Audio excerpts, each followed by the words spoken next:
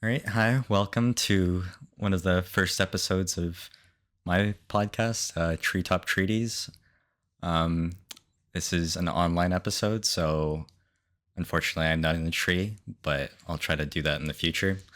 Um, my guest today is Davan, and he's friends that I found on the YouTube algorithm at 20 views talking about what went wrong for the Democrats. And basically, he had some videos on his channel talking about positive masculinity that I found interesting, and I reached out and found some common ground and wanted to talk to him about a couple of issues we feel passionate about. So, could you tell me a little bit about yourself? Um, Hello, everyone. My name is Davan. I was born in San Diego, California. I live in San Diego, California. I do mixed martial arts. I love politics. Both of us met through kind of through probably a web of content creators we both follow. Um, and uh, I think that I started with the positive masculinity podcast because I think positive masculinity is worth exploring. It's something that doesn't really get talked about in a way that is very granular. And I really like granular conversations. I really like contentious conversations, and I think that's part of the reason why I kind of stopped doing the podcast as much, because I wanted to figure out a way to make it contentious without making it feel like there's some men who couldn't participate in the conversation, and I'm still trying to figure out that situation. Hmm. Well, the first question I have for us is to kind of delineate the line of like what we see as like good positive male role models for either us like personally or like abroad in society, because like I think we share like a mutual concern of maybe the like the rise of especially toxic role models. See like Andrew Tate, or even in like Elon or like Donald Trump, like we see as like relatively I can let you speak on that, but yeah, like what are some alternatives that have like influenced you, or that you would like to see like influence more males around you that would be like positive?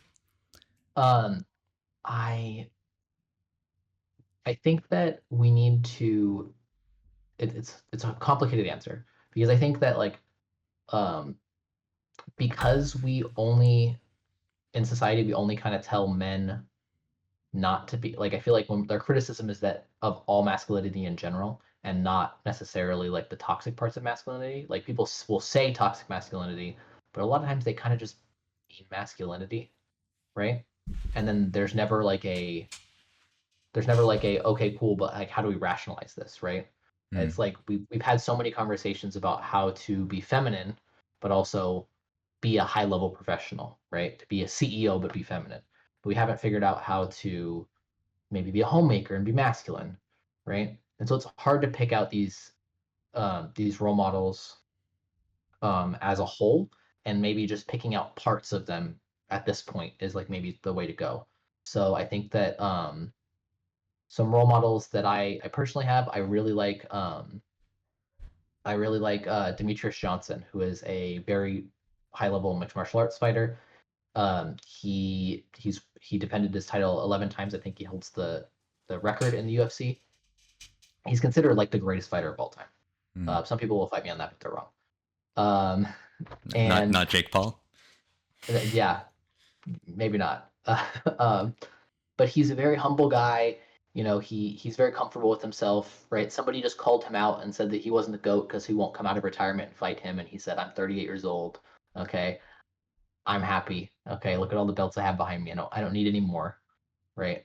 And he runs a podcast actually, where so I get to hear him from time to time when it pops up on my feed. He's just like nothing bothers him. He when he believes something, he'll say something, right? But he doesn't feel the need to kind of puff his chest and stuff like that. And I like that humility, right? It's he knows where he's at, so he doesn't need to puff his chest and tell everyone. If that makes sense. Yeah. Yeah, that's just one example, but there's like traits from people and try to Frankenstein together like the perfect man or whatever. No, yeah, I like that. Like there, just because there is no perfect male role model doesn't mean that there aren't individual traits and attributes that we can take to like aspire to. I think one of the guys I heard you talk about, and it might be a little funny because he's a fictional character, but we can still take fictional characters and and pick apart their attributes and like and the people that wrote them. But I'm a big fan of the Last Airbender and Uncle Iroh, and like a lot of his quotes as far as humility and like and the balance of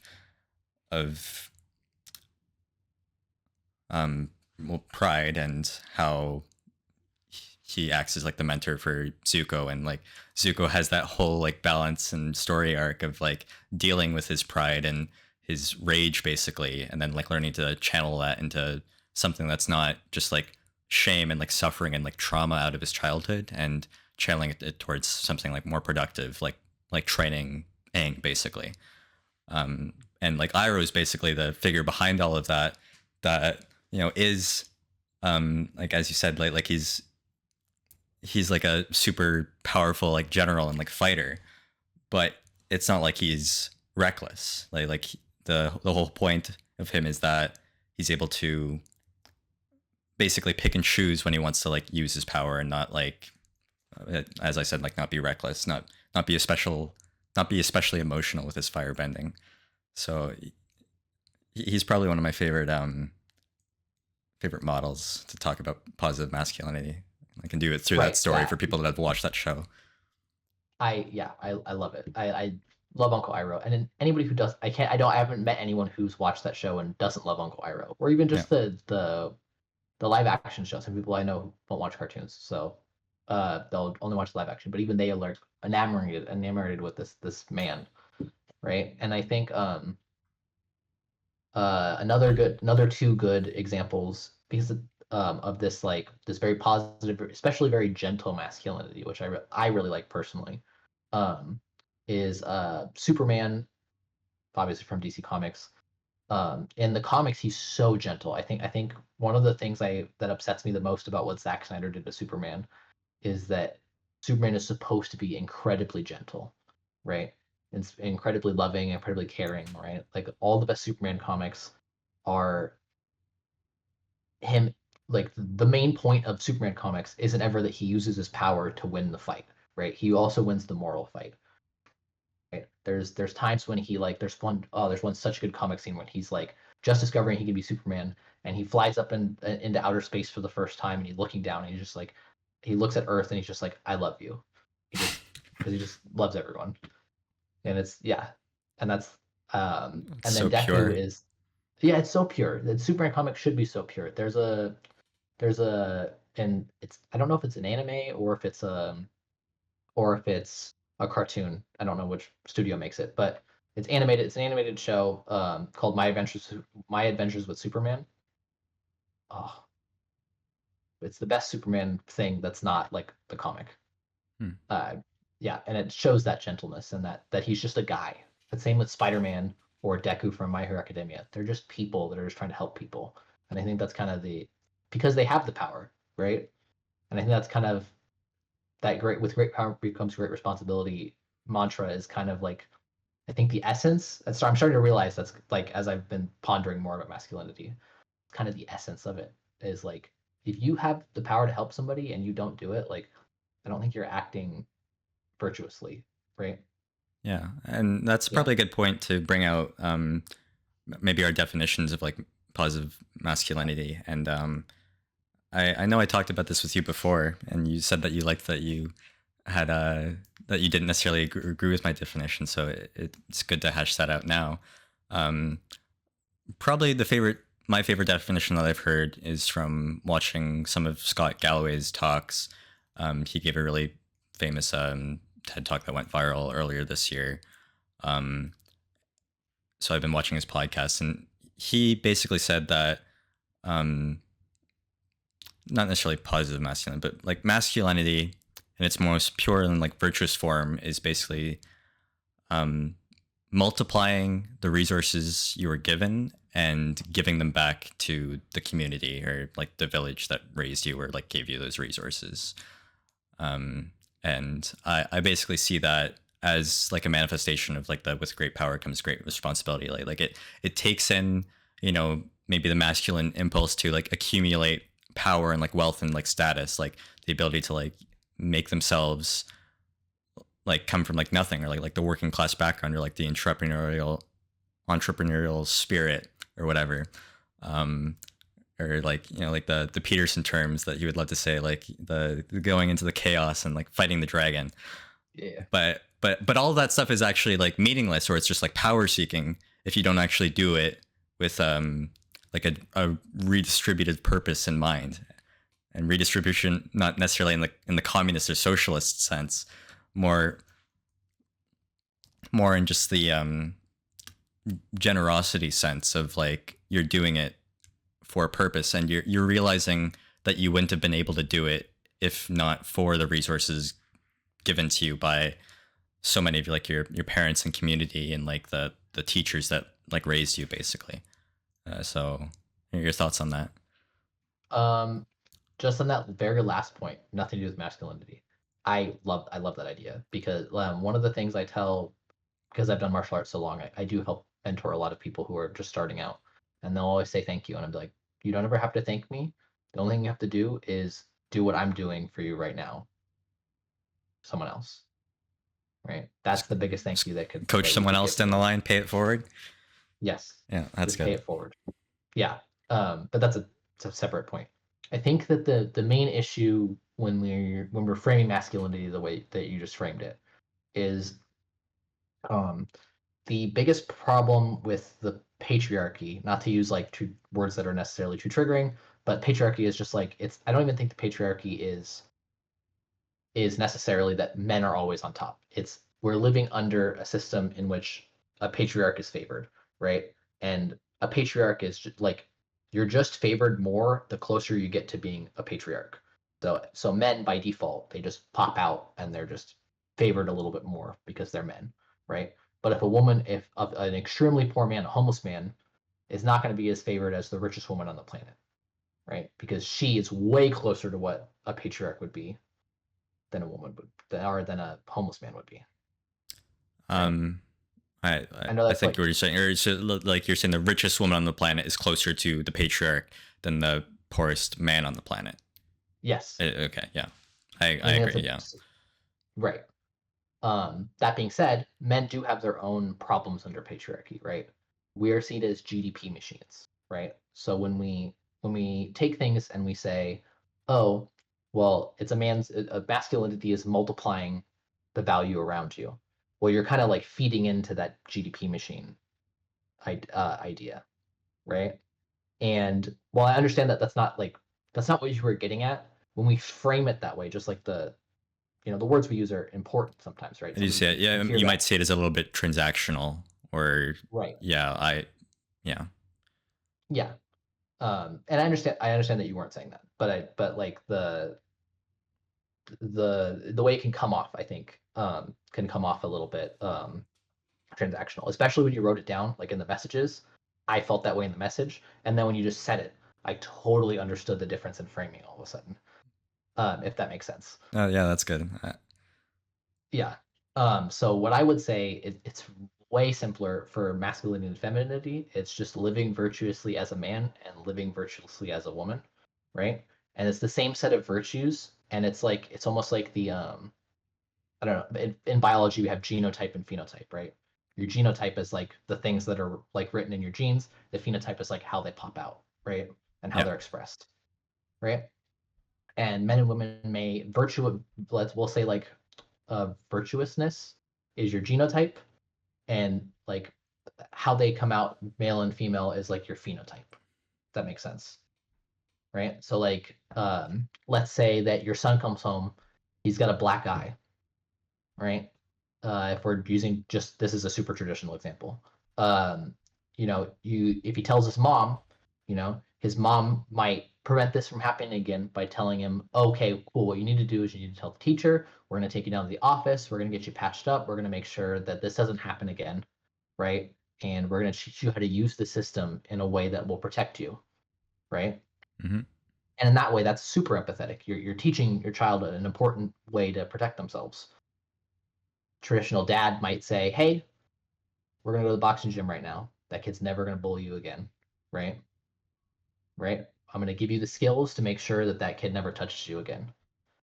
Right. And in a sense, both of them are giving you the skill to make sure that you don't get bullied at school, right? Both of them are protecting their child, but uh, it's just appearing in a different way.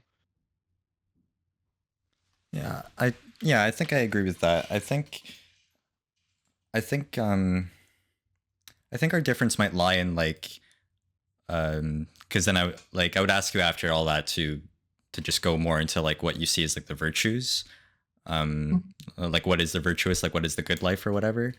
But Right. I think I think one of the big things that that definition wouldn't touch on is I think generally when we're talking about this in the cultural discourse between friends or even like in articles or in media, like we are generally actually talking about like what are the actual prescriptions that given this definition of masculinity, what should then males do and then what should females do to like help enable that or something.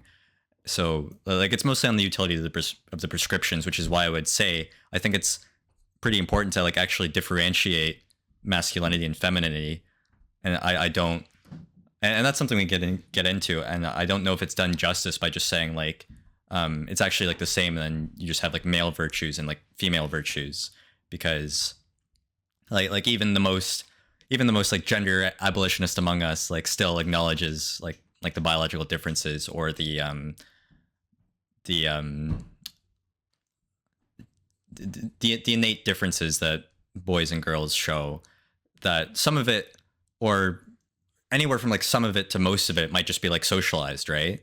But I think we still agree that like even if it's like some of it or most of it, there's still this other section that's just like genetics, and like genetics will make um the masculine culture lean a certain way no matter how much we do like the feminization or like the socialization or whatever. So Well, that's why I think it's so hard to have these conversations, and also so important to get it right. um so your thoughts? I think I must have miscommunicated. Like I'm saying that the virtues are the same, and then men and women, like masculine and feminine people, right, will act differently regardless of even if they have a shared virtue because of their biology and their sociology, their socialization and stuff like that, right? Right. Um, right. So it's mostly about agreeing what these virtues are, and I think that's a way. Honestly, it's probably a way more important conversation to be having, because like who cares if you're masculine or feminine, right? It's like it's just the best. Like when we talk about masculinity and femininity, it's usually just the best way to categorize how men and women will act, or like what the best way, like it's gonna work for most men or most women, right? To be Yeah, I masculine agree with or that. feminine. Like I think those are just the terms that we use to like set the path or the parameters we have Yeah. for that person or gender to like reach the virtuous, right? So if we Right. agree on the virtuous, then we can typically agree on like what the masculine should do or what the feminine should do. Right. But also then maybe Yeah. not, because you know the Well, paths are different, and you know there are certain sections of society that can't even agree that there should be paths or whatever. right. I would say that the paths are best the are best it's just they're just labels, right? Like if you're a man and you want to go down the extreme feminine path, I don't give no one should give a fuck. Who Yeah. cares? Right? Sorry, I don't know if sorry, I know No, no, you mentioned we're what you just were saying. square. Like, yeah, I mean, as Okay. long as we're in agreement, as long as you reach the virtuous life, and you know, as long as you're regarded as a being of virtue, a divine being, then yeah, you're right. It doesn't matter how you get there. That ultimately there are Right. so many different ways to get there. So maybe you could be right that like, or yeah, like maybe we do actually sometimes do a disservice by using these terms as labels, because we should know that like labels can be a little bit constricting sometimes. So I can have sympathy for that part of the conversation too. Yeah, The more we're like talking, I realize how difficult this gets, even with someone that agrees with you. Exactly, yeah, because you get into the weeds very quickly, Well, that's what we're here right? for. The weeds are Yeah, right, important. right, true. But it's again, that's one of the reasons why I wanted to get more granular with my talks, and I feel like if I just asked people what their their um their definitions of masculinity and femininity were, I wasn't really getting anywhere, right? Well, But the here's your opportunity.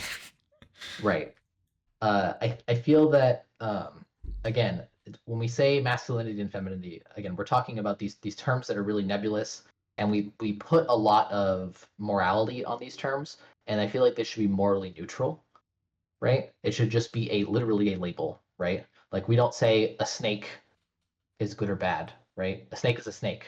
Okay, it could be your pet snake, or you could have met an anaconda in the rainforest and you're in trouble, right? Right. So saying something is a snake doesn't really mean anything, I would use a right? more neutral animal because I would argue that the snake is a little bit negatively loaded. Fair. That's true. I would let's say like we'll say a lizard, another reptile, but like right when you're I thinking would of say lizard, fish. I would say fish is more neutral. sure, because a Yeah. shark is also a fish, Yeah. right? Because shark is negatively loaded usually. Right, but a shark is also a fish, and Yeah, so is like that's a true. minnow. And you're like, okay, right? So is your goldfish, right? When you think we need to label masculinity and femininity like that, rather than loading them, right? It's not necessarily good for all men to be masculine. It's just that's just how it works, right? Right? I popped out of the womb and I wanted to fight people for my whole life, and it's been that way ever since, right? And I don't know, I never really thought about it, right? Okay, I don't fight people in real life. I go to the gym and I fight people and I stay healthy, and that's fine and it works for me. I have family members, and um, they go and they do. They're in Broad or they're not in Broadway, but they're in plays and they sing tunes, and that works for him. And who cares? I think that maybe that's not labeled as masculine, but okay, Right. like It's like yeah, imagine like just like the standard distribution, right? Like most males are going to fall within somewhere in the middle, but we shouldn't shame people that end up falling outside of that distribution and end up yeah, going like the more female route or just like any other route. Like it's just some people will fall outside of that distribution, and the culture war, the culture hammer tends to really go hard on those people, and yeah, that's unfortunate. yeah. But who cares? Yeah, Sometimes, and I, as somebody who is, my weight class is 140 pounds, right? Um, I can't convert that in my head for the international audience. it's good. Uh, We use pounds in Canada. oh, sweet, even Yeah. better. Okay. But so like I roll with mostly women. Like having a woman's perspective, even like a male, like again, martial arts are pretty masculine, right? I've done two MMA fights. It helps. Like sometimes you just get things from somebody who has a different biology or has a different perspective on life. Like they'll just come up with an idea, and you're like, oh, I didn't even think of that. I should steal that idea so that I don't get punched in the face as Right. much. Yeah. Yeah, and I know that I'm using martial arts as like a venue for it just because again I've been doing it since I was 4, so it's like the thing I probably have the most experience in my whole life. Yeah. Yeah. And Yeah. uh, back to the original. I think we agree that the weight and value that we ascribe to the term and people that are more masculine or whatever should probably be lifted. But I feel like in the meanwhile, like while we still have like use out of the term before we get to the gender abolition utopia or whatever, um, like it's still a useful term to talk about in terms of the path that young men do want to go down or make use of their traits in the middle of the standard distribution. So that's why we would still have conversations like this about the value of positive masculinity and why it's still a useful term, even though I think the end goal we might have landed on is that you should just care less about being masculine. It's just I don't know if you can actually say that to everyone because some people do care about being masculine, and that's fine. Yeah, the definite hopefully the definitions are going to broaden, right? And get a little gray in the middle. right? Yeah. Masculine and feminine as time goes on, right? But people born male are usually men, and men are usually masculine. So that term is important, and how we define it is important, right? Because that's a pathway for young men to hopefully like go out in the world and live virtuously and to hopefully have like some sort of map to get somewhere and have success in life in many different ways. So even if we do abolish gender, I also don't think we're ever going to do that. Yeah, Um, it's more of a joke. Yeah. yeah, yeah. But even if we do like remove all of the hurdles, right, we're still going to have like this X and Y distribution. chromosomes will still exist. Yeah. Yeah, yeah, exactly. Right. And it's just we're gonna have to have this label and be able to like group all these traits anyways. So I'm agreeing with you essentially. Yeah. Yeah. Like it's not going anywhere. Okay. So let's talk a little bit about some of the manifestations of the toxic masculinity, I guess, because one of the ones I'm a little bit passionate about is mostly the anger, which I largely regard as just like misdirected in like the current culture. And like almost I think it's like a great time to talk about this because I would kind of bring up like the CEO that just got shot as like the perfect example of like misdirected anger because well, it's interesting because I would agree that like a lot of anger is like rightfully aimed at like the healthcare system and like the infrastructure and like the just the inefficiencies, but I find that like just with some of these big systems or infrastructure or like government policies that are just like increasingly hard for the average person to understand, that there gets a lot of anger in the communities or and I would cite like three examples to this thing. Like I think like one big one is like climate justice and like climate activists. They end up misdirecting a lot of their anger at the wrong places. And the BLM activists, I think they have a lot of misdirected anger at the wrong places. And I don't know, like the people that side with Luigi, I would say a lot of them have misdirected anger.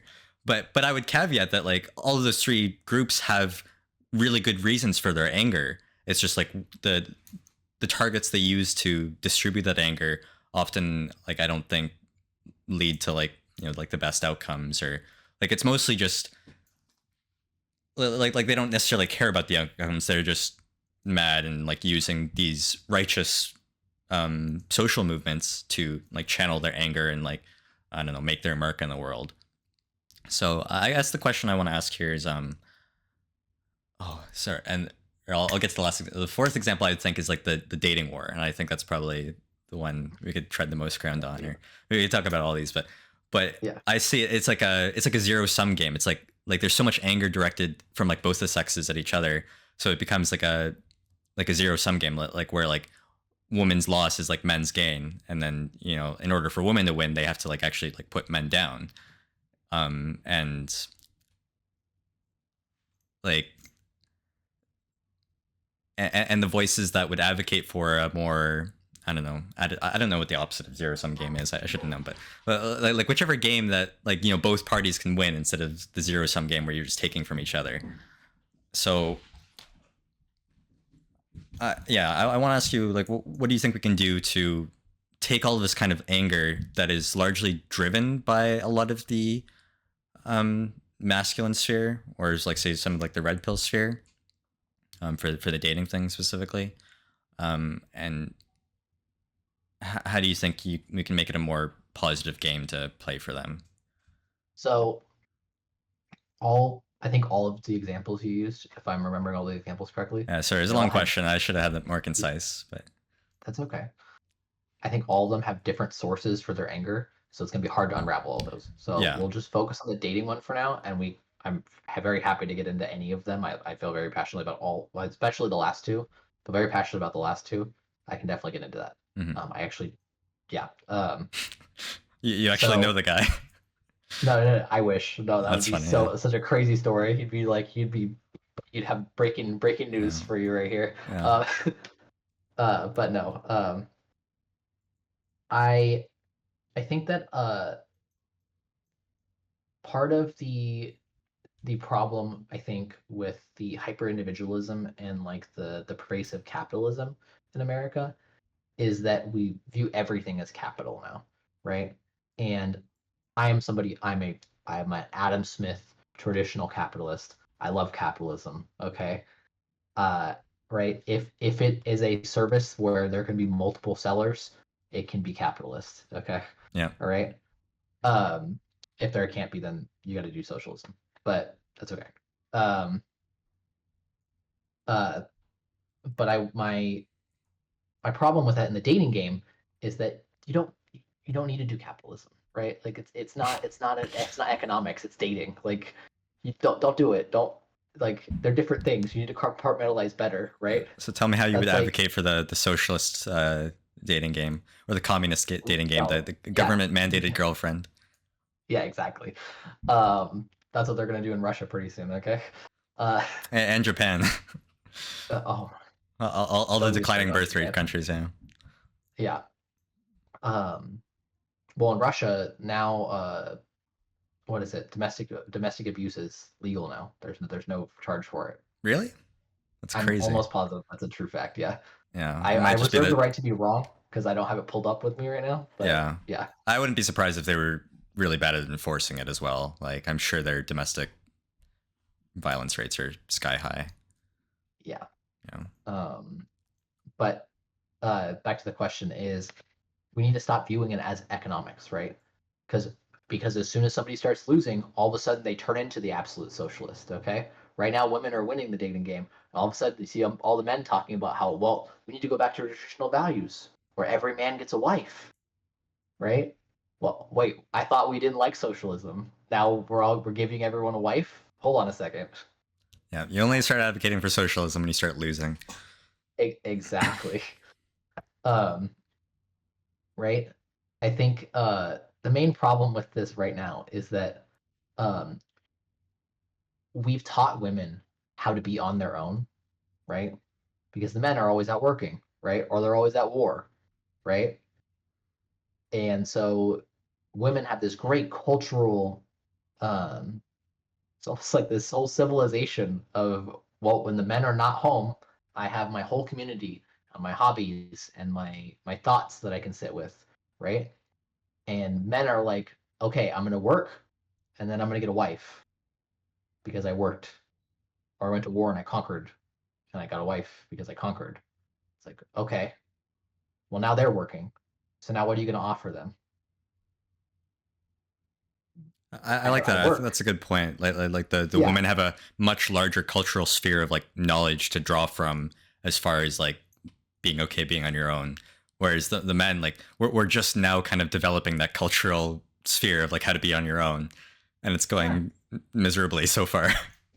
And yeah, exactly. And listen, I'm gonna sound like a huge like douche if anyone like looks me up, okay? Because I've been with my wife since I was 19 years old, okay? So like am I the person to be talking about this, you know? Oh, you need to be okay on your own. You need to be okay like, just hanging out with your friends and not having like a girlfriend. It's like, okay, maybe I should let someone else talk about it. But I can tell you that I've noticed my friends who are okay being alone, okay not having a girlfriend, right? Have that find like happiness through their hobbies and their friends.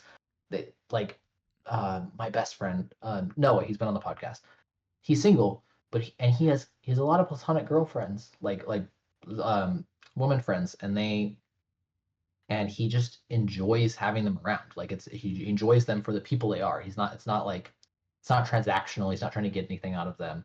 I mean, or the men either, but that's usual. That's like the norm, I would say, with a lot of men and not the exception, Yeah. right? Whereas I don't think a lot of men just enjoy women, if that makes sense, right? Yeah. I agree. Right? Like and again, I'm speaking from a place of, I would say, privilege, right? Because I have a mom, a stepmom, and 5 little sisters. So like, yeah, I've learned to enjoy women. Women are great. Women are lovely, right? Men are lovely. I love men too. Like I don't know. I love everyone. Everyone's great. Yeah. Yeah. Um, yeah, I would say like I have similar experiences. Like I have 4 younger sisters and like a mother, and like being being around them has, I guess, given me like better opportunities to like socialize or or understand their kind of interests and their kind of experiences in school and at work and um, in the broader culture. Um, so yeah, like we're speaking from positions of privilege, but I don't think it lessens the value of of what we know about like spending time alone, or like what we observe with our friends, and like the friends that are a little bit more self-sufficient or are okay like having their hobbies. Like we can draw a pretty big trend line between like our friends that like have hobbies and like the friends that like can only like be parasites off of women. Like the Right. whole extrinsic versus like intrinsic motivation thing, right? Where if you only exist to gain like women's validation, then like it's a hard life. It's a hard life. So you Right. gotta have some personal drivers and hobbies and other things that propel you through this life, other than, I don't know, Tinder. Exactly. Yeah. And I like I'm it's all again something that's it's almost hard for me to empathize with. I've had this problem in like when I've been going to therapy, but there's certain types of people that I just can't really empathize with. I am hyper intrinsically like have hyper like everything has intrinsic value, right? Right. So Okay, it so actually runs you me just into rolled nat 20s. well no no Okay. like no I don't like everything that I do has is for intrinsic value, right? I love martial arts, so I go and do martial arts because I love martial arts, right? Or I like to, you know, I this shirt felt good. It's not a great shirt, okay? It's actually a pretty crappy shirt, but it felt good. I'm wearing it for the podcast so I can be comfortable, right? And it's like I don't do a whole lot for external validation, if that makes sense. And it can run me into problems because if you're not careful, you can run yourself into a situation where nobody like you're on your own, you're on an island, right? And I've had those times in my life where I've everything is intrinsically motivated, everything is internally valued, right? And so no one's following me down the path, and then I'm like, oh shit, I'm what is that? I'm up shit creek, and I don't know, I don't have anyone to help me now because I've kind of like driven them off by saying like, well, if you don't want to help, then pack it up, right? Yeah. So I would say that like, while a lot of people need to be more intrinsically motivated, good to good to like check yourself and be like, hey, like if everyone's telling you that this isn't a good idea or that you should worry about how you're perceived by the world, you're probably need to check yourself. You're Yeah, probably for sure. wrong. You're right. There's a good balance to be had. Like there's very good evo psych reasons we have to care so much about what our fellow friends and family and like potential mates think of us. So yeah, you definitely don't ever want to be the island. But as far as like our current, I don't know, perception of males goes, we've we've upset the balance and we're a little bit too dependent, or maybe we always I have been. I think we probably always have been, and we used various coping mechanisms like the right. patriarchy or like executing women to to get over the need for their validation. And I now it's just an I interesting I cultural moment. I think the reason I mentioned the intrinsic value thing is because I think men do occupy both of those extremes, right? Women have kind of a good idea of like there actually there's a lot of women that are also extrinsically like and extrinsically motivated as well. Um, but women in general, at least the ones that I like that you interact with on a normal basis, right? Not like someone online. A lot of online people in general just are very extrinsically motivated, right? Hmm. But the people that you women tend to occupy the center a little bit more, and I think that's a little bit healthier, right? I know a lot of like I just said about myself, like I have a cousin who's hyper intrinsically motivated. Like he's always off doing some some wild stuff, right? He's super smart, and everyone's like, well, why don't you like go back to school and do this and do that? And he's like, well, I'm just happy the way I am, right? And I think sometimes his life is fine, but I think it sometimes can run him into problems, and it kind of stinks a little bit, to watch him do that to himself, because like I think I think the world of him, but it's like it can be frustrating when you're just like, no, what? Come on, man. Like, just care a little more about what other people think, just a little bit, and I think it'll help you. I think you'll be rewarded for it, right? Mm. And then the extrinsic value is we just talked about all the like the weird incels that like hate women for some reason online. Because, Yeah. yeah, With all yeah, the online people, we'd have to say that like their selection bias is there too, just for the kinds of people that inhabit those communities. But then right. also I would say that those selection biases are actually getting a little bit broader, just because there's just more and more and more and more of us online.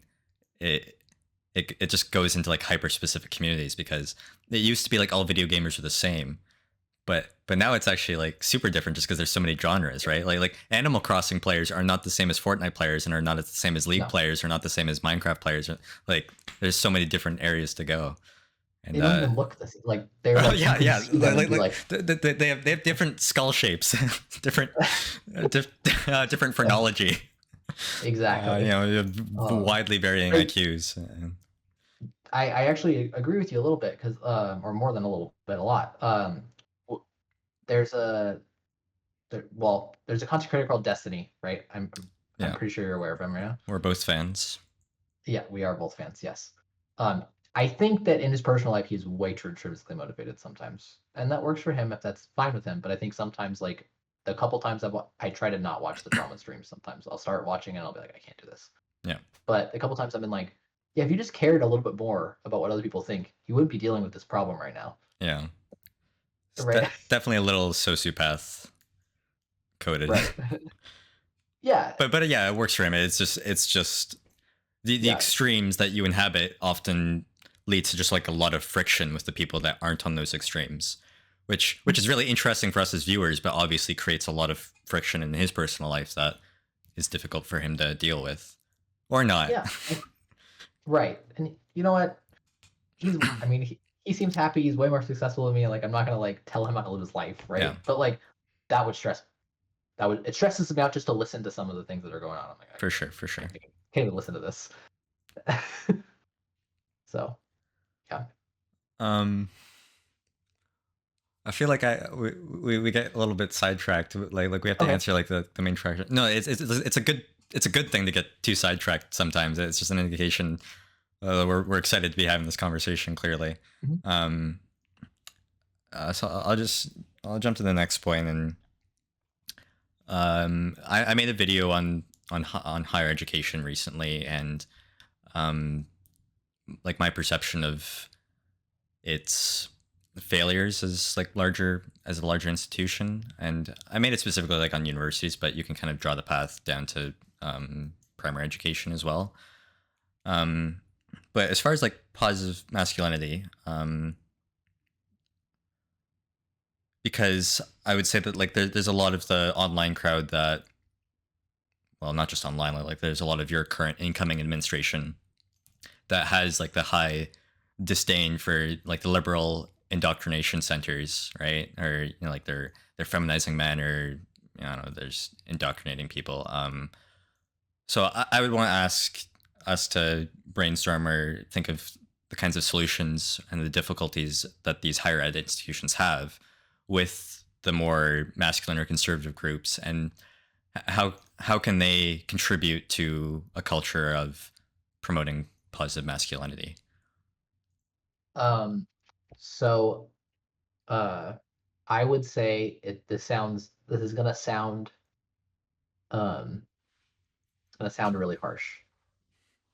We need to stop driving them off campus. That's the soft part. That's the carrot and the stick. Carrot, don't drive any more conservatives off campus ever. And obviously, unless they're doing like hate speech or whatever, right? If they're like actively attacking other students, it's different. Right. You mean Uh, like the student protests, right? Like like y- like just let the yeah, conservative speakers come onto campus and do their little spiel. yeah, do Yeah. whatever they want. Okay. and invite them to speak in uh, like invite them to speak in your classes, right? Invite the conservative students to say things, okay? But we need to drill into people's brains, right? Like that was drilled into my brain when I was into my primary school education. It it's about the facts, right? It's unironically facts don't care about your feelings, right? It's there are certain conservative positions that I can empathize with, even though I don't sympathize with them. But that's because they're not really fact-based opinions, right? Like if you're consistent on abortion, right, and you really think that at conception it's a life, right? That means they should get child tax credits right away. Yeah. Yeah, exactly. Um, right. If you're consistent on it, right, I have empathy for you because that's not really a scientific question, right? It's a super hard, maybe it is a scientific question, but it's a super hard question to answer. It's a question we do not have an answer for right now, Yeah. right? Right. But for how much should we tax billionaires? For what should our foreign policy be? For how much should we break up big companies? For like, there is an answer. There's already an economist has already answered a lot of these questions, right? Or should we allow it, it's a, should we allow like gay people to get married? Okay, I thought we lived in America. Okay, Freest okay, country on earth. yeah, what the hell? I thought we liked freedom. I thought we didn't want the big brother government telling us what to do. Why don't we let those gay folk get married? Okay, leave them alone. Leave them alone. Like, what's more American than saying that? I don't know. Like, as long as we're being consistent, and we need to drill this into their brains, right? And you know what? At first, it's gonna hurt. It's gonna be some growing pains for these kids as we trick them into saying their opinions out loud and then getting like factually destroyed, right? But we need to allow them to say their opinion out loud because they might say something smart. Also, another thing we've never really considered. No, yeah, I agree. Sometimes, Yeah, like it goes back both ways. Like you just need you need like the liberal students to speak up a lot more too, and then also get shattered by facts or whatever because they'll say really stupid things. Um, right? yeah, like I like the speaker thing. Like just creating like a better culture for like guest speakers and like not um like a lot of the ideas I get are from like the Jonathan Haidt and Greg Lukianoff book, the Coddling of the American Mind, and like it comes from like the era of the what was it called, like the like the safe spaces and the I don't know like the liberal snowflakes and like the student protests of like they didn't want like Jordan Peterson on campus or like Ben Shapiro on campus or Charlie Kirk or whatever, and like those guys can like still go to campuses, but like they still get a lot of like I don't know protest or backlash, and frankly I think like a lot of it's just I don't know, like unjustified or like the protest is fine, but like they should still get invited and like have a safe place to like speak on the campus because basically the whole point is like a university should be like the best place to like discuss and like debate like controversial like topics or like issues. Like there's no better place to do it in society as of now. And if there is, then we should call like that university instead because I thought that was the point of the university. Um, Right. The Yeah, I remember during my when I was in undergrad, Ben Shapiro came to my school and spoke, well, that's cool. and somebody had ripped down all of his posters, I guess. So I had no idea he even came. He came and he was gone, and then somebody was like, "Oh, Ben Shapiro was here," and I was like, "Oh, like I would have studied and tried to get that motherfucker. Yeah, that's horrible. Like I would have been excited to like come after him." Um, like I don't know. I also again MMA fighter. Okay, sometimes I just want the smoke. Like I just I see the challenge and I'm like, all right, let's go. Um, but I think we need to have that more of that mindset rather than like, oh, I don't want anyone to present their ideas. It's well, my ideas are better, so I'm gonna go there and I'm gonna tell him how my ideas are better, and I'm gonna be right. Right. I Yeah, think that's like a healthier way to say that. Maybe it shouldn't be so like there shouldn't be so much animosity, But if we're going to maintain the level of animosity, we might as well like direct it a little bit better. Yeah. Um, do you have any examples of like times that you might have been like afraid to talk about like a certain subject? I know you said like it depends on like which class, um, but like you're familiar with like the chilling effect, right? Yeah, Right. yeah. Yeah. So did you ever So experience that in class? when we get into the other half, I'll tell you about the good version, Okay. like the We, good we, we can do a professor. brief version here then. Yeah, yeah. The brief version is there's a professor um, who would make us answer questions anonymously, then talk about it, and then reveal the percentage of answers. That's a So cool. you could watch all the kids like fake like their opinions to try to fit in socially, and then watch all of the answers change. Oh yeah, that is funny. That's the Yeah, famous psych experiment, right. the And he did social it, conformity. Yeah. and it's so funny because they didn't even. Oh my god, it was so funny. By the end of the semester, they hadn't learned their lesson yet. It is Like they funny. had they had neither changed their answers on the quiz nor changed their answers when they were all yelling at people for Hmm. not being like woke or whatever enough. That is cool. Um, yeah, but there, but the bad version, the bad the I don't even think the teacher was bad. It was mostly like the students that couldn't even that like couldn't like grasp how to like have a discussion. I think if we weren't even having a debate, we were just having a discussion. Um, and I was in an English class. I was in honors English freshman year, and we're talking about we're talking about lots of different things. We ended up talking. It was a lot more of like we did a lot of English, but it was like a lot about sociology, if that makes sense. There was a lot of Hmm. social discussions about like social issues, Yeah. and this was when Caitlyn Jenner was really big, and I remember like somebody saying, even just like somebody saying like, oh well, I don't understand why you would pick Caitlyn Jenner as like a role model for being a trans woman when there's like a woman of color who could be the role model What's the? instead. Yeah. And I Yeah. was like, and I literally just looked at her, didn't even raise my hand, and I was like, right, shouldn't it be about who is the best woman who happens to be trans, right? And if that's a woman of color, then that's a perfect person to use. But for the first like high profile trans celebrity, we should pick the best trans woman, right? Like the best person who is a trans woman. And she was not happy with that answer. Yeah. She was not happy with that response. She like visibly, she like looked at me. Um, and other people trying to kind of jumped on it too, and were like, "Well, like you have to understand that um, like they don't people of color don't get represented in the trans community." And all I could think was like that, and it was like waves upon waves, and I couldn't even get a word in. But my thought, like I just was gonna say like I know that trans people existed, but I've never even seen one before Caitlyn Jenner popped onto the scene, right? Right. Like like I never even seen one like on TV in a way that wasn't like a parody, like that Yeah. wasn't like white chicks, right? Like so like yeah, like I do think that Caitlyn Jenner is like maybe not a good person and probably should have been the first high profile trans person that like hit the stage in America. But like it should just be that there is someone out there to represent these people, and we should view this as like a positive message. Well, again, if it wasn't Caitlyn Jenner.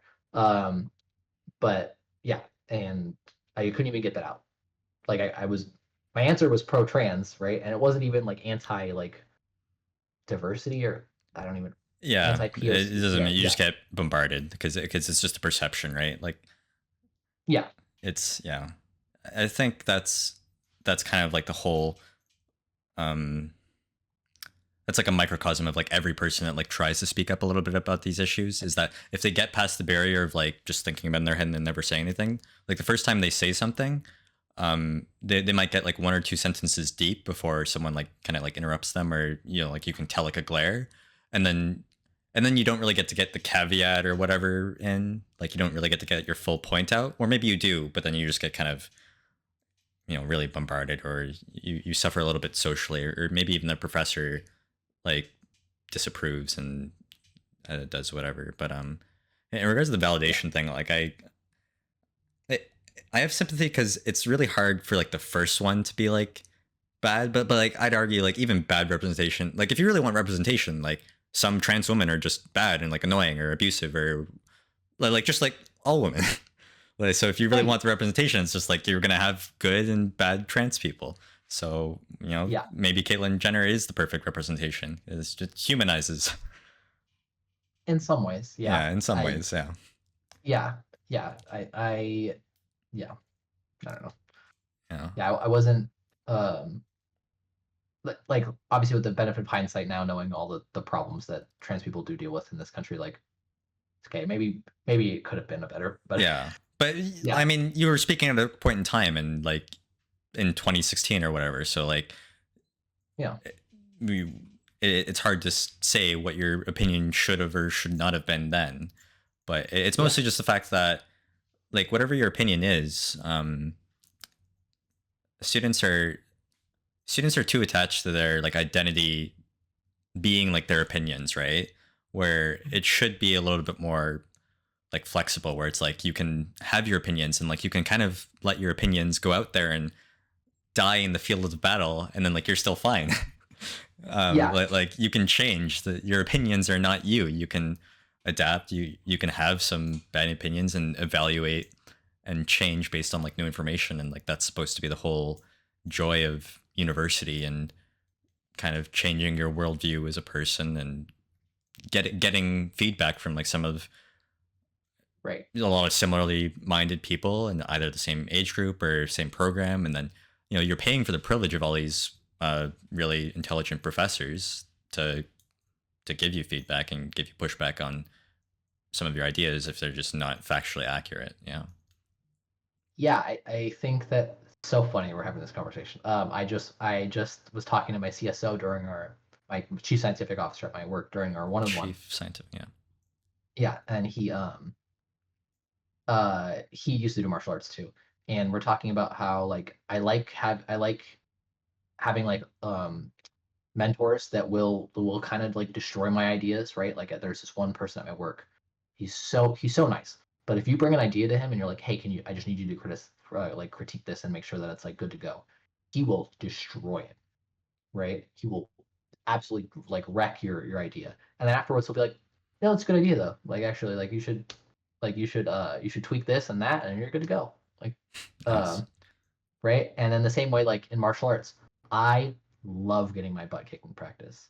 It's one of my favorite. I want to go with the coach every class. I want to get destroyed every class. I don't ever want to come out of a practice feeling super good, right? I want to come out like because then I'm learning. Then I'm learning. I'm growing. I'm improving. I'm getting some feedback, right? And in the same way, I think universities should be like that, right? There are kids from all walks of life who are going there, right? And even if there is an objectively right like way of thinking, even though I don't believe there is, but even if there is, right?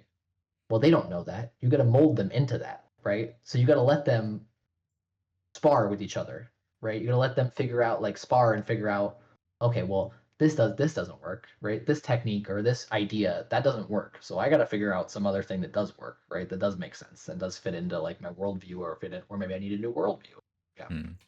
And yeah, to finally answer this question, then like, what should the higher ed do? Like one of the ideas I like is just um, like having kind of oppositional guest lecturers or speakers um,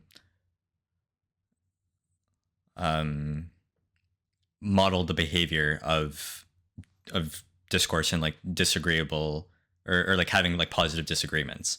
Like I don't know what like I don't know, I guess like a socialist versus a capitalist professor, I guess, and like having those kind of arguments, or the kind of or certain like philosophical disagreements, like the Kantian ethics versus like virtue ethics, and like just debating like the pros and cons of like those things. But basically, it doesn't really matter like what the individual differences are. All that matters is that you're able to kind of have that at the front of the class, and then all the students can like see it, and then like it goes well, and then like the professors shake hands at the end, and like everything's fine. Like no one's hurt. doesn't have to be like a win or lose. Like it's just like the ideas are out there. Hopefully they kind of steel manned each other's ideas and like gave the best interpretation they could. And uh, there's a place for the students too.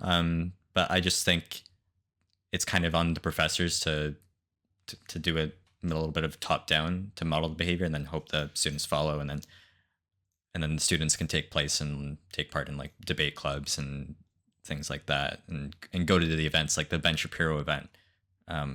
And that's a really good way they can kind of develop those skills.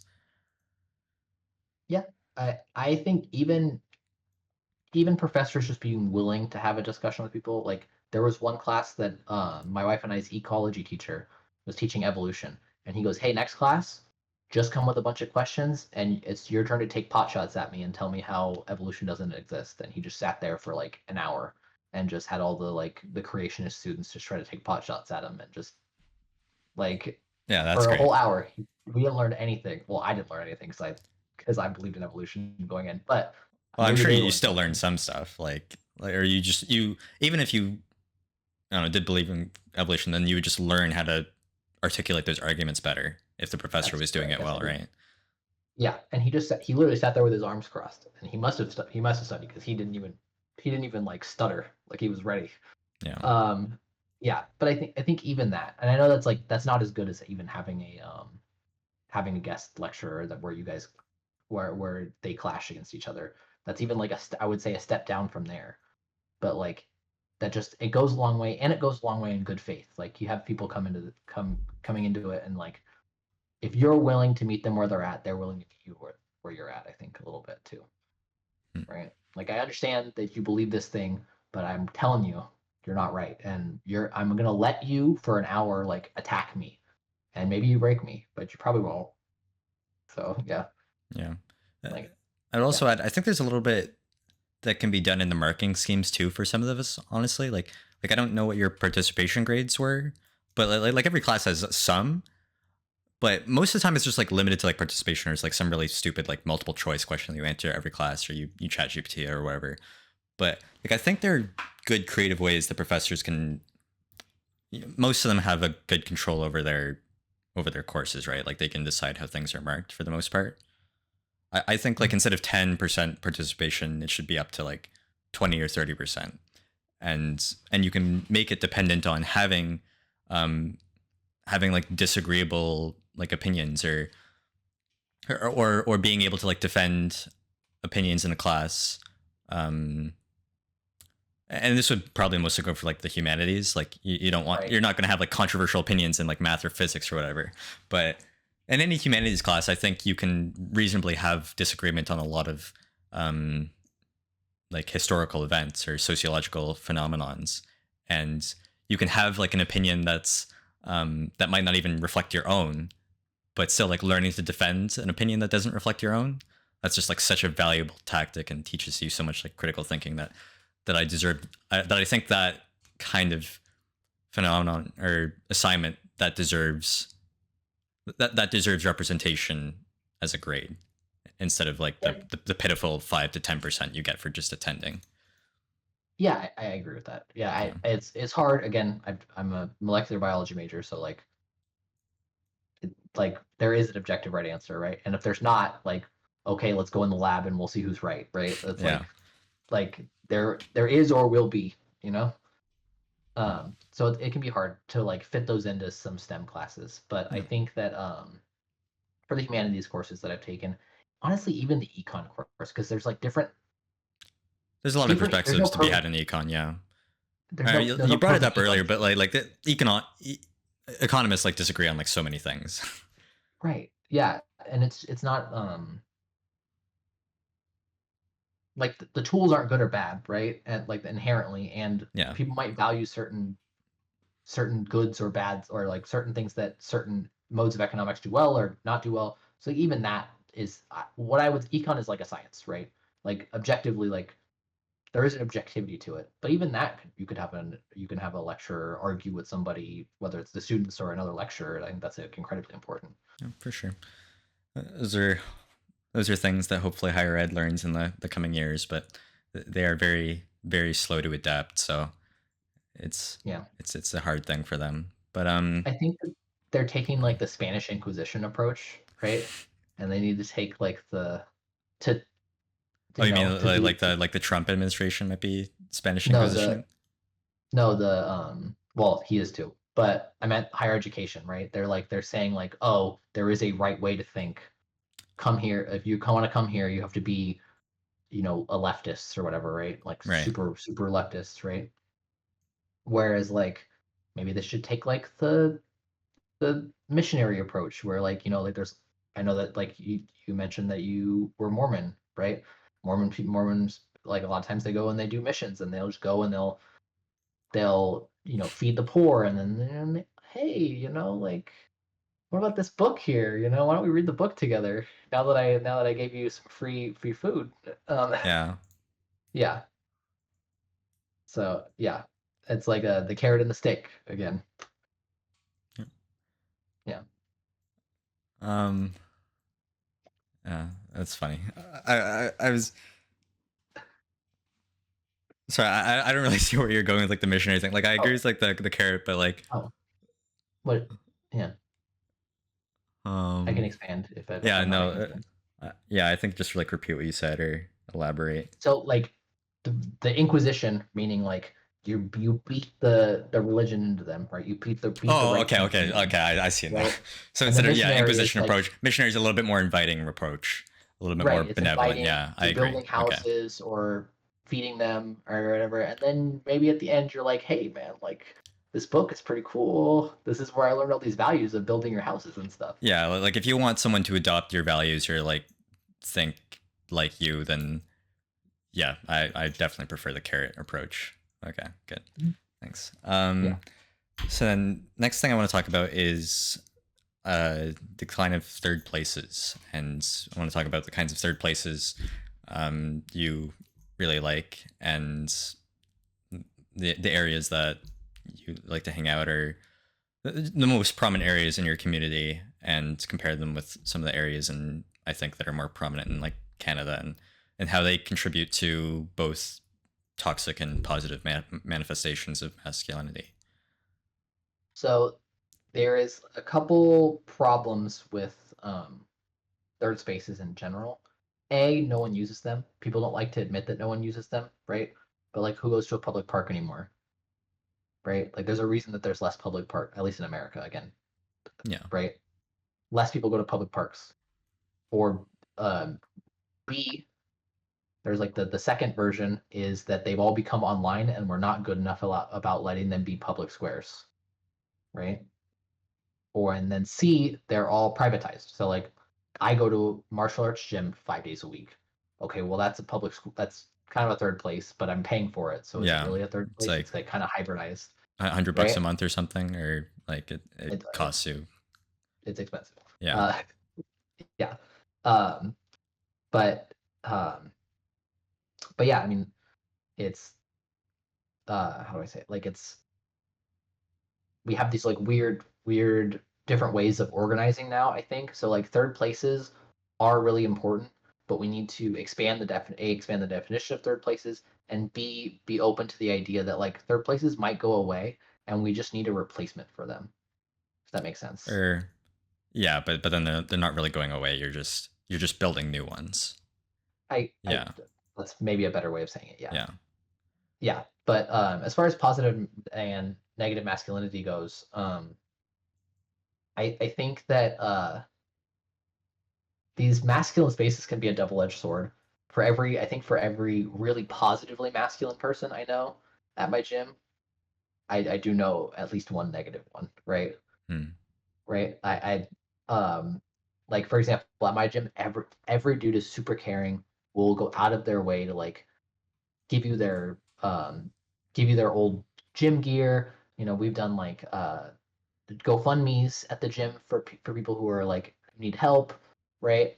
They'll help you move. They'll do all that stuff, right? That's really positively masculine, right?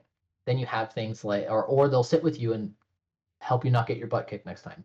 But then every time it's time to light spar, okay, they're like when we're at my Muay Thai when we're doing Muay Thai class, no one's ever light sparring. Like no one can be the loser, right? It's too And much so they're ego just giving involved. yeah, they're just Yeah. giving each other brain damage because they can't just be like, okay, we're light sparring today, so if I lose, I lose, Right. right? Um, and that's like, I mean, it's good to not want to lose, right? But it's also like you can't just escalate.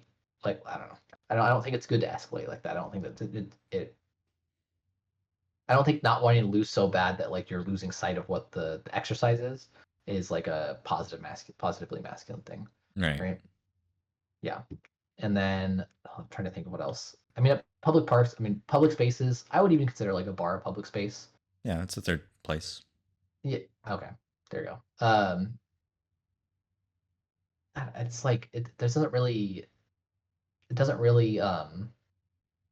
facilitate positive masculinity. I feel like bars almost always. Also, I don't drink, so that doesn't help either. Maybe I'm biased.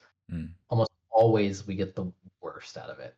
Um, I feel like alcohol, or inebriation in general is like it brings out maybe not the best in you, right? In a lot of ways, right? And that's not to say that no one should ever be inebriated, right? Some people do plenty fine when they're drunk. Um, um, I feel as though like again in the states, I know that like Europe has like a very different relationship with alcohol than the states does, in my understanding. People get really destroyed, and then when I know there's one question about rape culture on here. I feel like the association between sex and alcohol, right, is like probably statistically, it's probably the biggest perpetual, like the biggest contributor into like this rape culture and like why it's so hard to untangle because it's Right. not like everyone's making this decision to have sex in like a sober mind, right? And then as far as the online spaces, I mean, online spaces are just echo chambers. So if you're in a positively masculine online space, you're gonna experience positive masculinity. If you're in a negatively masculine online space, you're gonna experience negative masculinity, and you'll never experience the other one. So Right. Like these, obviously, all these third places are just tools, and like some of them might be coded like one certain way or whatever, but ultimately it's about whatever friends you have and the people that like choose to inhabit it. right, And you when you're going to these places, like it's also partly your responsibility to make these places into either like a place where you can, I don't know, contribute to like the culture, or whether or not you're gonna disrupt the social atmosphere of the bar or whatever. But but like go I ahead. would I would say that like also certain places attract certain people, right? Yeah, I for run a sure, for like my sure. podcast server is called the Positive Masculinity Podcast. Okay, Yeah, I'm I'm probably not gonna there. attract a certain group of I'm in the people. opposite one. Yeah, yeah. And then the other version is like an MMA gym is gonna attract a certain type of person in Yeah, general, right? and Right. And and like the crypto server attracts a certain type of people, or the Hustlers University exactly, server attracts a certain kind of yeah, person. Yeah, exactly. yeah. Yeah. I want to talk about the drinking for a little bit then, because that's a good point you raised, just with how different it can be with like the U.S. or like Europe.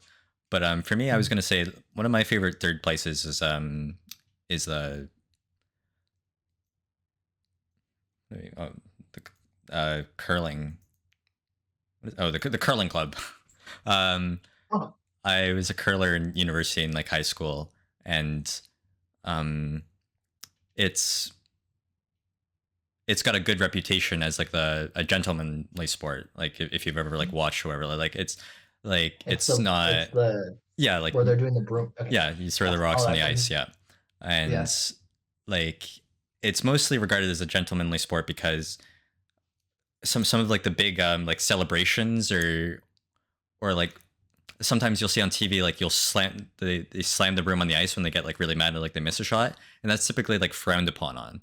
So like all the big like emotional like outbursts or whatever, like don't really happen in curling. Like it's very like gentlemanly, to be honest. And you shake hands and appreciate each other at the end of the game, and then the culture around it, at least when you're of drinking age, you most of the time you go up to the bar at the curling club, and then the winning team buys the losing team drinks. And I Oh, think that's that cool. that contributes to like a really good culture where Mhm. obviously like you care about winning and like you care about the sport and like developing, but during the game, it's like really frowned upon to like have like your outbursts or to like yell at the other team. Like you don't interact with the other team at all, basically. Like other than like positively, like you can tell them like good shot, but it's so rare. You'll almost never see like a curler jeer at another curler, but that happens a lot in like other sports, right? So that's my favorite example of like the third place, and I say that the drinking culture in Canada is interesting. We have a lot of the negative effects too, but there's one thing in the Scott Galloway talk that I actually liked because like I'm like ex-Mormon, so like I don't really drink either. But I still see the statistic of like young men drinking less than they used to. I think that's like a sadness and not like a positive thing because of it's just like a social lubricant, and I think it indicates that people, like you said, like they go to these places less, they go outside less, they go to their friends' place less, and they drink less. So I think it also means that they just socialize less. They're less comfortable getting out of their own shell, um, and they don't take as many risks as before. They don't make as many dumb decisions as before. And then what Scott Galloway says is that like you should do all these things. You should do some of the dumb things and like take risks that like might pay off.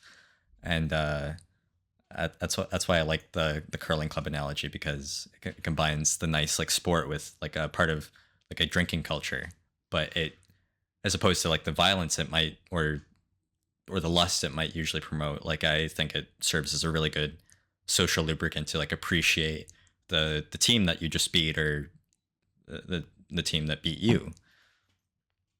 Yeah, I actually 100% agree with you.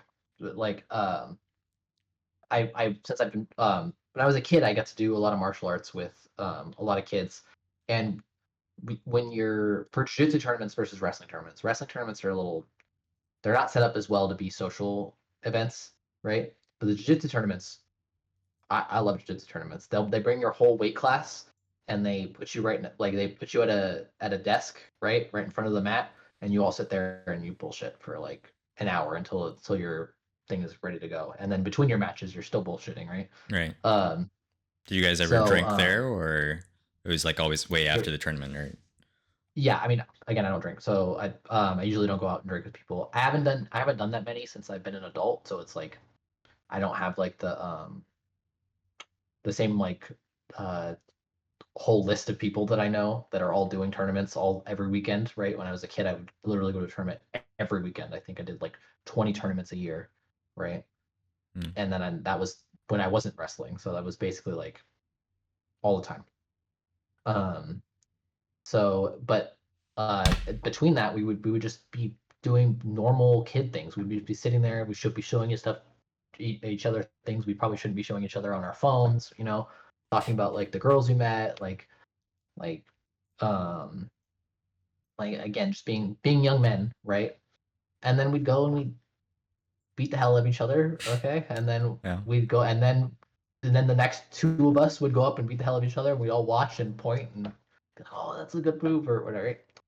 um and yeah, and it was a good time. And then some every once in a while, like there would be a couple people that our dads would be friends, and then we get to go and hang out with each other after the tournament. Like we'd go get dinner or whatever after the tournament because it was later at night. Hmm. And so yeah, I 100% agree. I have the even though I don't have the drinking aspect of it, I have very much have the similar experience of like camaraderie that you find out with your opponents. Yeah, and jiu-jitsu culture is a little bit, I think, more relaxed. If that makes sense, because of the nature that you're not striking. So there is a lot like people are more relaxed. It's like, okay, you got me. You got me this week, but I'll see you next week. Like Right. because you can immediately come back from a match, right? So Yeah, the recovery time is a lot smaller than other mixed yeah, martial arts. Yeah, yeah. that's So cool. so yeah, I relate to you in like a lot of ways when you told me that story. Yeah. Yeah. And then other things is like a game snook, like gaming stores. Like I'm a big like Magic fan. If you've ever Okay. played the game or have friends that play the game, and that's another good like bonding area I have with friends to go play in like tournaments there. And I will say that like as we build the new places, like I do think that it's possible to have like good third places online. Um, but I do think it is a little bit sad, and maybe we need to evaluate how many of our public dollars or tax dollars should go to like building these kinds of things and subsidizing parks or bars or whatever, and libraries, because I still think there's just something so important to like the face-to-face aspect that'll never be captured online. um even just like I don't know, like the smells and like hormones of like being in person, right? Like, cool, because I'm just trying to think of like everything that like the online space could capture now, and like we might be able to get to the point where we can capture smells too, but still, just the geographic closeness. It's like think about how we like make most of our friends like as growing up. Like it's not actually due to like similar like values or like interests or like whatever. It can be, but like most of the time it's just proximity, right? Like it's just they were in your class and you spent a lot of time with them, and then you're going to be friends. And I think that's a sad thing that online spaces select for, because online spaces you can have the luxury of selecting for those similar values or personality traits or interests. When I think my like ideal third place is actually kind of do the opposite thing, where it's actually a places that you go where there's a lot of different people that maybe don't necessarily have the same interests or like personality types, or it's just like way more diverse because it's like a bar. And I know there's still a certain stereotype of like what a person does at a bar, but it still might be like a little bit more broad than like specifically like the Fortnite server.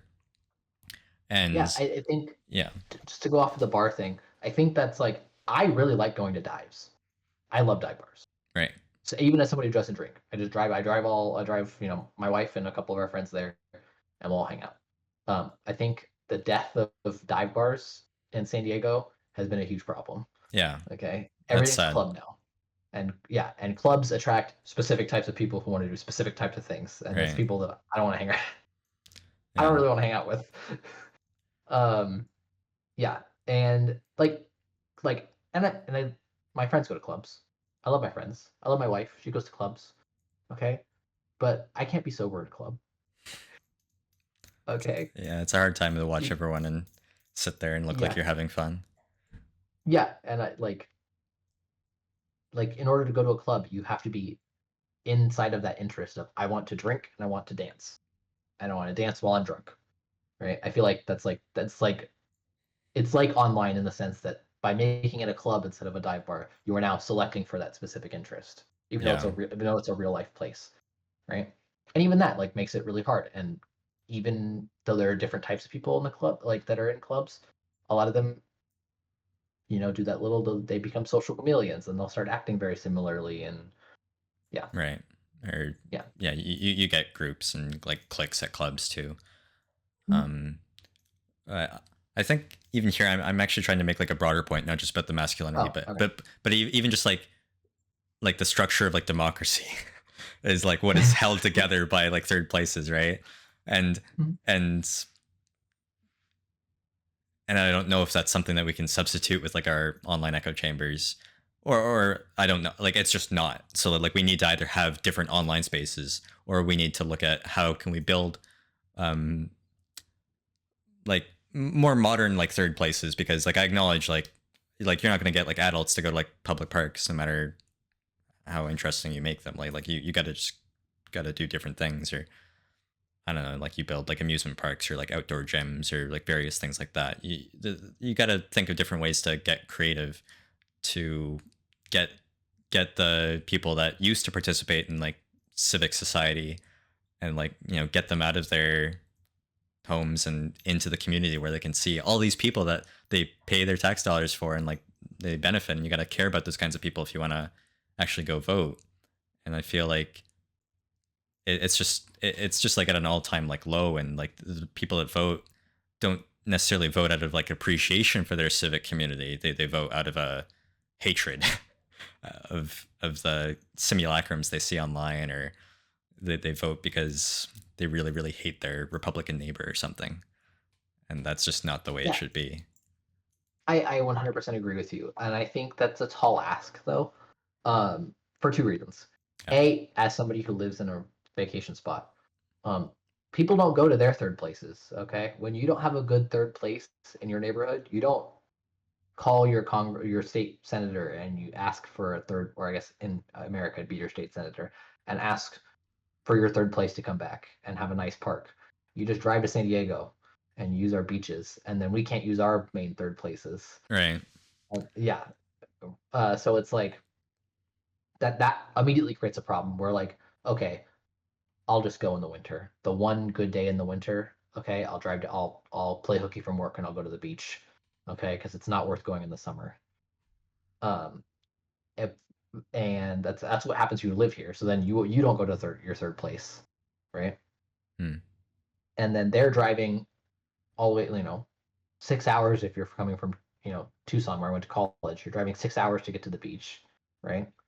So you're just going with your family or like a couple of friends. You're not looking to hang out with anybody. You're grouchy. You just been in the car the whole time. So it's like that's a hard bargain already, right? We need to have some sort of value for your own community, right? Yeah. And I don't think people have that. Like like I love my city. I love San Diego, right? I would I don't ever want to move if I can help it. And if I needed to, I'd run for office. I've signed petitions to make certain things better, right? Like I've started petitions to make certain things better, right? Like you need that level of care, but at this point in time, nobody cares. Nobody Right. cares. Like even just I tried to get California to ban child marriage because it's not technically banned in California, Right. right? And nobody, either nobody cared or the people that did care cared in the opposite way and felt like, well, if it's my kid, I should be able to marry him whoever I want. That's funny. Jesus. Um, so yeah, so it's what you're asking for is something that's a hard ask, and I don't have the answer to get people to care. But I think that's the main thing is apathy right now. Yeah. If that makes sense. I agree. Like it's a super hard implementation problem, but I think the interesting thing is that I think that a lot of people actually do agree with just like the statement, like the base level. Like people are, I think, are sad that third places are going, um, and they all acknowledge it's a hard problem. Mhm. But I don't know if, yeah, it's just the first step is getting people to realize that people agree on the problem and they kind of want to do something to fix it, and then hopefully you get some kind of like innovation, or you know, the invisible hard hand of the market steps in to make a ton of money and make a really really cool third place or something. Or maybe Zuckerberg just makes the metaverse and we all pay him a gazillion dollars to go there. Yep. Who knows? Um, yeah. I mean, pickleball courts for some reason in Oh San yeah, I Diego are love like our. pickleball. Oh, good. That's like, Okay. yeah, like I'm a Matt. Yeah, I should have thought that's like my second favorite for third place. But yeah, like that's a really good innovation for like elderly people and like young people to like end up in like similar areas, and like they just love it. Well, It's no, now the elderly people are upset because they can't play tennis because they're playing pickleball now. Now they're well, freaking out. yeah, yeah. I've just built more tennis and pickleball courts then. Like it's easily solvable. Yeah. If you have the people who want to play, just build more courts. Well, they figured out the dual, what do you call it? You A can, multi-purpose court. yeah, you paint them two different colors Yeah, and then yeah, you just, yeah. that's cool. So, yeah, but there's still some resistance, right? Yeah, it's growing pains. Yeah, that's so cool. That's so cool. Yeah, I tried to this one gentleman at work runs a pickleball club, so he essentially just runs the third place, No, that's cool. So yeah. It's difficult for us here in like Canada just because we'll get like less time out of them, so it's harder to get that kind of investment. So which is Mhm. why like a lot of our curling clubs are also golf clubs, so just like they're like multi-purpose, you can use them all year. Um, so yeah, but like it's picking up here. Like our areas like Toronto and like Calgary and like Vancouver, like BC, like all those massive Canadian urban areas. Those guys are building like a lot of pickleball courts. So Interesting. that's good investment. What they've done in some places in San Diego, there's no need to make them the inside, but there's been like they make a basketball gym and then across it'll be like a pickleball court. Yeah. So like the little you can take out the net and then the little things close and then Yeah, it doesn't have like it's so easy to just like put up the net because it's like so easily portable. So right. it's really flexible. Mm. Yeah. So I don't know if they're the same size as volleyball courts. But yeah, I'm not sure. I think they're a little bit smaller, are but they? Okay. but most of the time they just end up in the similar places anyways. Like maybe you can do like two pickleball courts like next to each other for like the size of the volleyball court, just Okay. like the other way, like you rotate it. Yeah. Right. Okay. We should probably wrap up so we can get to the last question. Okay. Do you want to look at the document and pick one for us then? What's one thing that you want to talk about? Um, let's see. Sorry, I'm trying to like Yeah. really give like a.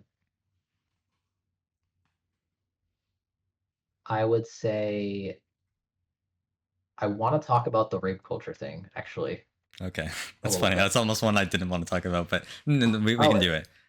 it's your podcast. We don't have to talk about it if you don't want. Nah, it just might be like longer, but we have the time, so we can do it. Okay. Okay. Um. So I'm not understanding what you're saying when you say I hate consent is mandatory bingo. Like what is? Okay. Yeah. I can go into that a bit. It's just like a event that like my school has every year, and like full disclosure, like I've never gone. I guess I get a little bit triggered when I see the email, but I think the idea in my head of why I have a bad response to it. Um, you, I think you're like you talked about this with Sarah in that one podcast where it's just like it's just a little bit too simplistic, or it's like the message is like kind of directed at the wrong people. Like it conveys like a bad understanding of like what rape culture like really is, and like the bad drivers of it, because basically it's like the people that you're telling at these events, or the people that you can just say like educate them to be like, oh, you need to like ask for consent before you rape someone, like those people were not going to rape someone in the first place anyways. So it's like, what are you doing? um Yeah, I I think that's think where my distaste for it comes in. so. I think that there's it's like a catch-22, right? So there's a group of Yeah. people who are never gonna rape anybody. That's most people, Yeah. right? Most people are not gonna rape anybody. Yeah. Okay. So you don't need to change them. Yeah. There's a group of people who are rapists, right? Okay, we don't want to, but like we can't do anything about that. Exactly. All we Like can do is what you say is not going to stop them, or like putting up a sign in the bathroom is not going to stop the person from going to the bath. Like if they really want to, they're going to find a way to break the law and do it, right? right. Yeah. Yeah, there's this group of people in the middle who don't fully understand consent, Right. right? And we need more complicated ways to talk about consent, right? Because Yeah. a yes doesn't always mean consent, and I know that sounds confusing to some people, right? Yeah. But like, if We agree. you, Like a coerced yes is not consent. yeah. Yeah. So like a lot of men in high school, when they're with their girlfriend for the first time, right? They'll like badger them, right? When they're with them to like have sex with them because like that's just what you know. You're looking for that yes, right? You're not trying to violate her consent. You're actually looking for consent. Like when she says yes, because you don't understand how consent really works, you think that like, oh, sweet, she wants to have sex now, even though I asked her 50 times before this time we've been hanging out, and she said no. So she changed her mind. She saw the light. It's like, well, no, we need like a more complicated way of like talking about like how like, hey, when she says no the first time when you're hanging out, you should probably just it's probably it for at least this time, if not like a couple times you hang out, right? But no one ever teaches anyone that. People just say, well, you just got to look for the yes. That's as much as you get in high school. And I think so that we're targeting the group of people who may I don't want to say act. I don't want to say That accidentally, yeah, but you're talking to yeah, people that will listen to that kind of message or that they haven't heard it before. yeah, Yeah. yeah. You're you're talking to people who like maybe have like they could drink too much one night, and you're like you should tell them like, hey man, once you're super drunk, just in case, like, so because you don't want to hurt anybody, probably should just probably game over for the night once you get drunk enough, right? And if you Mm. see your friend's drunk enough, it's probably game over for him that night. Probably should get him away from the women, right? Probably not good um, when he's that drunk. Or someone in high school, right? Like we just said, people in sticky situations, right? So that no one rapes anybody, basically, right? Or just to reduce the amount that we totally get. Right. Yeah. Yeah. I I think I want you to tell me like some of the or whatever you see happening in like your friend groups or maybe in your university where you thought this kind of conversation was had well because basically like I agree that the conversation needs to be had and there's a lot of people that like don't get the like a good like sexual education or like the sex talk especially in the states you guys just don't like to talk about it but but like even in Canada and I don't think the conversation is done well. I don't think it targets the people that are like actually gettable. Like it seems like the conversation is a little bit more like shaming is what I got from like those kinds of events. Where it's a little bit more like it's like self-flagellatory, right? Where it's like oh like we were rapists this whole time like you know like men suck or they're just like trying to rape women but like I mean, they're not really saying that. It's just the vibe I get from the kinds of people at these events. So it is kind of Right. a hard thing, but I do want it to be done well. So do you have examples of it being done well? That's what I'm asking. I don't have examples of being No. done well. It's actually something that I've like really thought about how to communicate because it is such a part of negative masculinity is like the rape culture, right? Yeah. So it's something I've thought about. I think that the best way to do it is to frame it in the idea of, hey, like it's just like drunk driving, right? Nobody like there's like purposely running someone over, and then there's drunk driving. Okay, we're not going to talk about purposely running people over. Okay, if I'm talking to you, you're probably not going to like if you're somebody I'm willing to talk with, you're probably not someone who's going to purposely run somebody over. Then there's drunk driving. Okay, you can't drunk drive. Okay, because you might hurt somebody. And this is the same way we need to talk about the hairy situations that may or may not, where consent may or may not have been like adequately acquired, right? Right.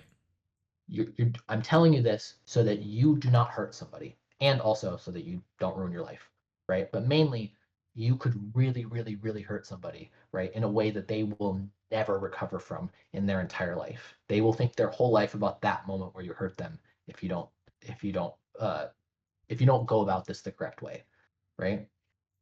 And maybe sometimes you play it too safe and they did consent, right? And they were just playing coy, but playing it safe is fine.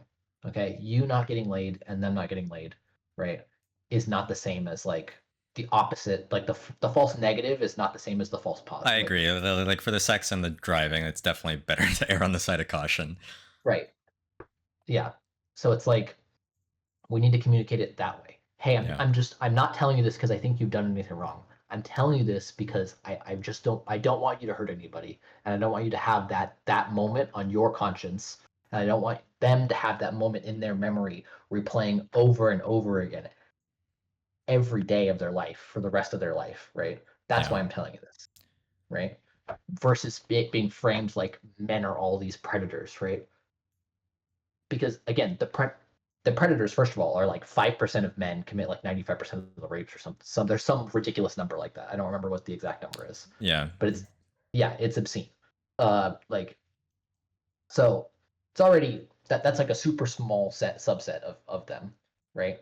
So we're talking about a minority of the ones that actually happen, but it's still like still a group of people we can help. in Yeah. both directions, right?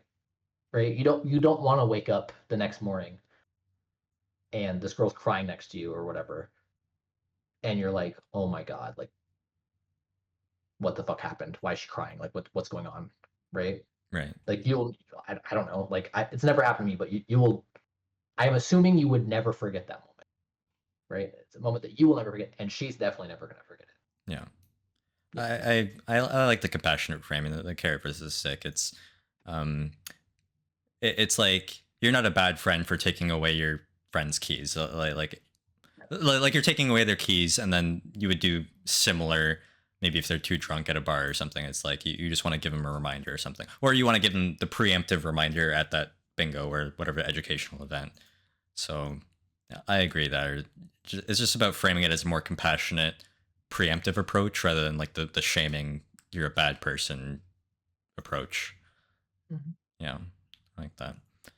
Okay, I'll give you. Do you have any questions for me, and then we can wrap up? Well, I have lots of questions for you, but Yeah. we're gonna save them. Thanks for your time and thanks for watching. If you enjoyed that, I'd encourage you to go watch the continuation on Davan's channel. We flip the script and he interviews me on some of my goals and thoughts regarding higher ed.